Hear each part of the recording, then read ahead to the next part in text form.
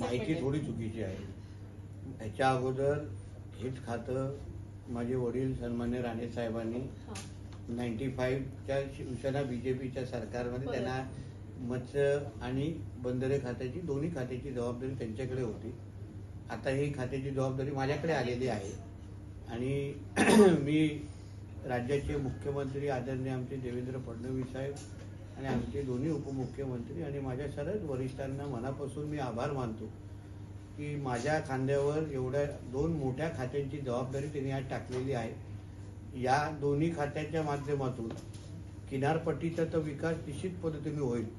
किनारपट्टीमध्ये राहणारे आमचे मच्छीमार बांधव आहेत, त्यांचे कुटुंब आहे, त्यांचं दरडोई उत्पन्न वाढवण्यासाठी निश्चित पद्धतीने फायदा होईल.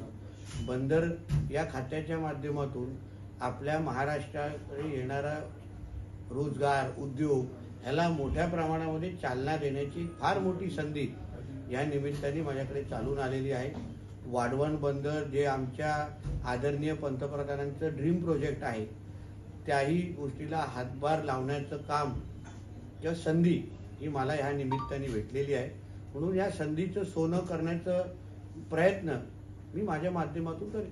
सर, आज पदभार स्वीकारल्यानंतर तुम्ही आढावा बैठक देखील घेतलेली आहे. नेमकी काय आढावा बैठक झाली? एकंदरीत दोन्ही खात्यामध्ये नेमकं काय चाललंय, आपण कुठून सुरुवात करायची आणि मागचा प्रवास कुठपर्यंत आलेला होता, या सगळ्या गोष्टीचा आढावा ह्या निमित्ताने मी घेतलेला आहे. शेवटी पुढे प्रवास करण्याच्या अगोदर नेमकं आता परिस्थिती काय आहे, आपल्याला कुठली मदत पाहिजे, आपण या खात्याला पुढे घेऊन जाण्यासाठी, या खात्यामध्ये अजून प्रोडक्टिव्हिटी वाढवण्यासाठी आपण नेमकं काय करायला पाहिजे, त्याच्यामध्ये वरिष्ठ पातळीवर अधिकाऱ्यांना काय मदत हवी आहे, काही गोष्टी निर्णय घेण्यामध्ये काही उशीर झालेले आहेत, काही प्रस्ताव रेंगाळलेले आहेत, त्याला चालना मी माझ्या माध्यमातून कसा देऊ शकतो मंत्री म्हणून या खात्याच्या, त्या बाबतीमध्ये अधिकाऱ्यांबरोबर चर्चा झाली.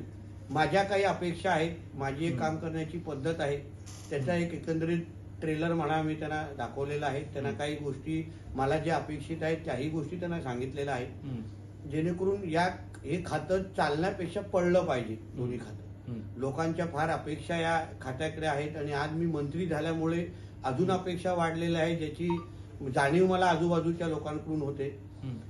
एका बाजूला विकास, ते दुसऱ्या बाजूला सुरक्षा, ह्या दोन विषय माझ्या अजेंड्यावर आहे. विकास करत असताना सागरी सुरक्षा ही फार मोठा विषय आपल्या सगळ्यांसमोर आहे.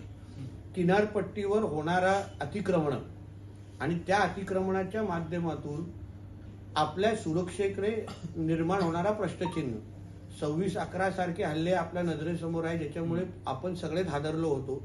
आता ही किनारपट्टीवर मोठ्या प्रमाणामध्ये जिहादी मानसिकतेचे लोक मोठ्या प्रमाणामध्ये तिथे ऍक्टिव्हिटीज करतात, व्यवहार करतात, ज्याच्यामुळे आपल्या देशाला, राज्याला फार मोठ्या प्रमाणामध्ये अडचण होऊ शकते, प्रश्न निर्माण होऊ शकतात. तर ह्या सगळ्या पद्धतीची जी अतिक्रमणं आहेत, काही ज्या अशा ऍक्टिव्हिटीज चालतात ज्याच्यामध्ये देशाला आणि राज्याला काही धोका निर्माण होऊ शकतो का, ह्या काही गोष्टी आहेत. मग ह्या सगळ्या बाबतीचा आढावा आणि माझी काय मानसिकता आहे, माझी त्यांच्याकडून काय अपेक्षा आहे, या सगळ्या गोष्टी मी त्यांच्यासमोर मांडलेल्या आहेत. आणि आता प्रत्येक बैठकीतून काहीतरी रिझल्ट ओरिएंटेड काम आणि टाइम बाउंड काम, काळात विशिष्ट वेळामध्ये ते काम पूर्ण झालं पाहिजे, या काही अपेक्षा मी माझ्याकडून व्यक्त केलेल्या आहेत. या सगळ्या गोष्टी मी त्यांच्यासमोर मांडलेल्या आहेत. आणि आता प्रत्येक बैठकीतून काहीतरी रिझल्ट ओरिएंटेड काम आणि टाइम बाउंड काम, काळात विशिष्ट वेळामध्ये ते काम पूर्ण झालं पाहिजे, या काही अपेक्षा मी माझ्याकडून व्यक्त केलेल्या आहेत. सर, काही दिवसापूर्वी समुद्रात प्रवाशांचा मृत्यू झालेला होता, अनेक उणिवा आलेल्या होत्या, या संदर्भातली आज काही चर्चा झाली का? या संदर्भात काय नक्की झाल्या. शेवटी जसं तुम्हाला बोललो, विकास करत असताना सुरक्षता आणि अशा चुका होता कामा नये ह्याच्यावर जास्तीत जास्त लक्ष ठेवणं. गेटवे ऑफ इंडिया आणि ह्या सगळ्या भागामध्ये कसं लायसन्सेस ज्या एकाच विशिष्ट लोकांना दिले गेलेले आहेत आणि मग ते लायसन्सेसच्या खरंच अधिकृत आहेत का, कागदपत्र तपासले गेलेले आहेत का, आणि लायसन्सेस देण्याचे सोर्स कुठले आहेत, या सगळ्या बाबतीवर आमची चर्चा झालेली आहे. माझं म्हणणं आहे की अशा घटना ज्याच्यामुळे लोकांचं आयुष्य संपेल असं कमीतल्या कमी झाल्या पाहिजे, त्या बाबतीमध्ये आम्ही लक्ष ठेवणार आहोत.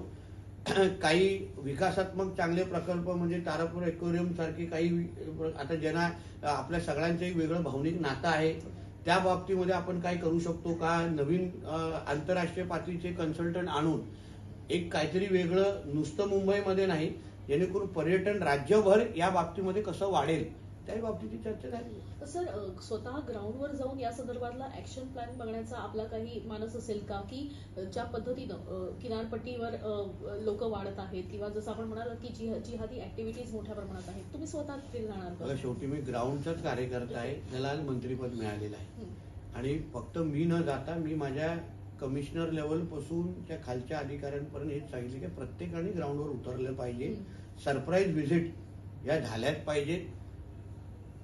त्या सरप्राईज व्हिजिटच्या माध्यमातून काही गोष्टी जी आपल्या नजरेसमोर येतील त्याच्यावर इमिजिएट ऍक्शन झालं पाहिजे. म्हणून सरप्राईज व्हिजिट होतील ते आता तुम्हाला तारखाने वेळ सांगणार नाही, पण मी निश्चित पद्धतीने करण्याची तयारी माझी आहे. कारण का माझ्या कारकिर्दीमध्ये सागर सुरक्षा किंवा सागर मार्ग किंवा किनारपट्टीच्या मार्गातून कोणीही आमच्या देशाकडे, राज्याकडे वाकड्या नजरेने पाहू शकणार नाही, एवढा धाक माझ्या डिपार्टमेंटचा आणि माझ्या मंत्रालयाचा मी निश्चित पद्धतीने मी तयार करणार आहे. गस्ती नौका ज्या आज आहे त्याची संख्या मी वाढवण्याची माझी मानसिकता आहे. आज निवड फक्त 5च आहेत.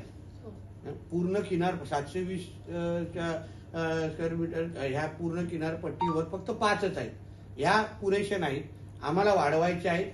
आम्ही त्या वाढवून घेणार, जेणेकरून उद्या कुठली घटना घडली स्पॉटवर त्याचा निकाल लागला पाहिजे, स्पॉटवर त्याची शासन झालं पाहिजे. बाहेरून येणाऱ्या ज्या ह्या बोटी आहेत, ज्या मोठ्या मोठ्या ट्रॉलर आहेत, ज्याच्यामुळे आमच्या स्थानिक मच्छीमारांना फार मोठा त्रास आहे आणि तो कायदाच आहे. कायद्याच्या बाहेर आम्ही काय बोलणार नाही. कायद्यावर बोटच ठेवून आमचा मंत्रालय चालणार आहे. ज्या अर्थी ज्या पद्धतीने जो नियम सगळ्यांना लागतो तो बाहेरच्या ट्रॉलरना पण लागणार, एलईडी फिशिंग वाल्यांना लागणार. पण प्रत्येक जिल्हा, रायगड, मुंबई म्हणजे रायगड, सिंधुदुर्ग, रत्नागिरी, या प्रत्येकाचे नियम वेगळे आहेत. कुठे कुठे पर्सनेट चालतात, कुठे मिनी पर्सनेट चालतात आणि आमच्याकडे मोठ्या प्रमाणामध्ये पारंपरिक मच्छीमारी चालते. प्रत्येकाला उदाहरण पारंपरिक मच्छीमार कसे जगलं पाहिजे, वाढलं पाहिजे, त्या दृष्टिकोनातून आम्ही पावलं होतं. कोणीही कोणाच्या पोटावर लात मारणार नाही, एवढी काळजी आम्ही आमच्या माध्यमातून घेणार. विकास जितनी ही महत्वपूर्ण शरत की सुरक्षा है, क्योंकि हमारे यहाँ कई जो टेररिस्ट अटैक हुए हैं 26/11 जैसे, वो सरहद के माध्यम से हुए हैं. वो सारी चीजें हमारे पास इतिहास है, इंफॉर्मेशन है किस तरीके से वो सारी चीजें हुई. ये सारी एक्टिविटीज जो जिहादी माइंडसेट के जो लोग जो हमारे किनार पट्टी के पास रहते हैं, जो खुद को फिशरमैन बताते हैं मगर उनका इंटेंशन कुछ अलग होता है, उनको करना कुछ और होता है. उनको हमारे लोकल फिशरमैन का सहारा लेके, फिशिंग का सहारा लेके उनको अपने टेररिस्ट एक्टिविटीज और हमारे देश विरोधी और राज्य विरोधी एक्टिविटीज को उनको आगे चलाना होता है. वो सारे एलिमेंट्स को आइडेंटिफाई किया जाएगा, वो सारों की लाइसेंसेस चेक की जाएगी. किसके नाम पे बोट है, वो एक्चुअली उसके नाम पे बोट थी क्या, या दूसरे के नाम पे बोट दिखा के वो बोट चला रहे हैं, वो बोट का यूज जिसके लिए दिया था उस चीज के लिए हो रहा है क्या. CRZ के जगहों पे बहुत सारे इलीगल स्ट्रक्चर्स खड़े हुए हैं.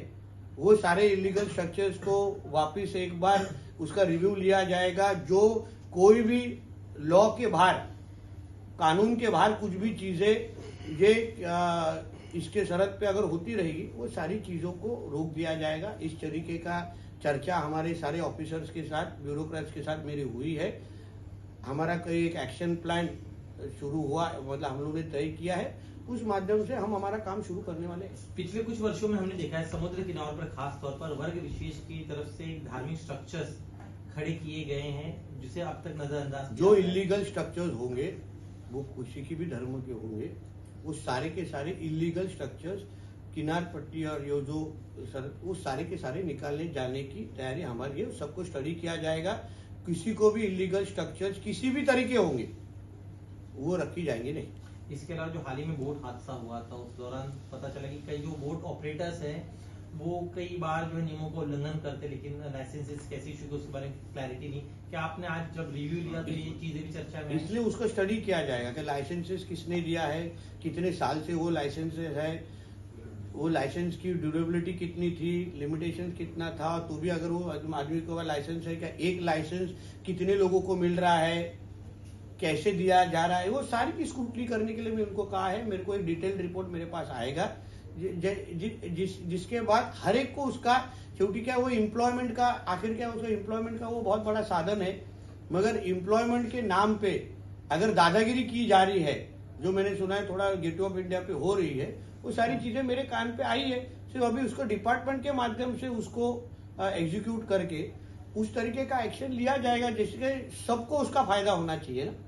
एक किसी का मोनोपोली कोई सहन करने का कोई कारण नहीं है, उसके वजह से सिक्योरिटी भी कॉम्प्रोमाइज हो जाती है कि एक ही लोगों को अगर आप सारी लाइसेंसेस देंगे, वो बोलेंगे उसी को अगर लाइसेंसेस देंगे तो सिक्योरिटी कॉम्प्रोमाइज होती है, वो हमारा डिपार्टमेंट सहन नहीं करेगा। इसके अलावा आप मुख्यमंत्री फडणवीस साहब ने वादा किया था कि अवैध बांग्लादेशी जो रहते हैं उन पर कड़ी कार्रवाई की जाएगी। पिछले 2 दिन से हम देख रहे हैं महाराष्ट्र के कई इलाकों से बांग्लादेशियों के खिलाफ एक्शन शुरू हो गया, इस बारे में बताइए। वही हमारे जो किनार पट्टी के ऊपर जितने इलीगल बांग्लादेशी रोहिंगे जो हमारे देश के नहीं है, जिनको इधर रहने का अधिकार नहीं है, जो मच्छीमारी के नाम पे फिशिंग के नाम पे हमारे देश के सिक्योरिटी को कॉम्प्रोमाइज करने की कोशिश कर रहे हैं। आखिर में 26/11 का जो अटैक हुआ था उसका सपोर्ट इंटरनली से भी मिला रहेगा ना, उनको इनपुट इंटरनली भी मिला रहेगा। वो सारे एलिमेंट्स को आइडेंटिफाई करने का काम हम लोग करेंगे, वो सारी इंफॉर्मेशन होम डिपार्टमेंट और हमारे मुख्यमंत्री साहब को देंगे, और वो सारे एलिमेंट्स हमारे सी शोर पे दिखने नहीं चाहिए। उसके लिए जो एक्शन लेना हो, जितनी भी ताकत लगाना हो, उसके लिए हम लोग तैयार हैं। इसके अलावा एक सियासी सवाल अगर आप जवाब देना चाहें तो जिहादी मुक्त हमारा किनार पट्टी आपको आने वाले दिनों पे दिखेगा। ठीक, इसके लिए एक सियासी सवाल है। आप जिस तरह दालन दिए गए उस तरह से घर जो है सरकारी आवास है वो आवंटित किए गए, लिस्ट आई है, तो जो शिवसेना है उनके कुछ नेताओं को, मंत्रियों को फ्लैट दिए गए, वो काफी नाराज है। उनका कहना है कि मेरा सवाल नहीं है, हम लोग को जहां काम करने को बोला है हम लोग ने काम करने को शुरू किया है। आखिर में काम इम्पोर्टेंट है। कई लोगों कोई ग्रामीण भाग के जो मंत्री है उनको शायद घर उनके हिसाब से वो हमारे मुख्यमंत्री और हमारे दोनों उप मुख्यमंत्री वो विषय सॉल्व करेंगे। वो मेरा काम, वो जवाब मेरा इस सवाल का जवाब देना मेरा काम नहीं है।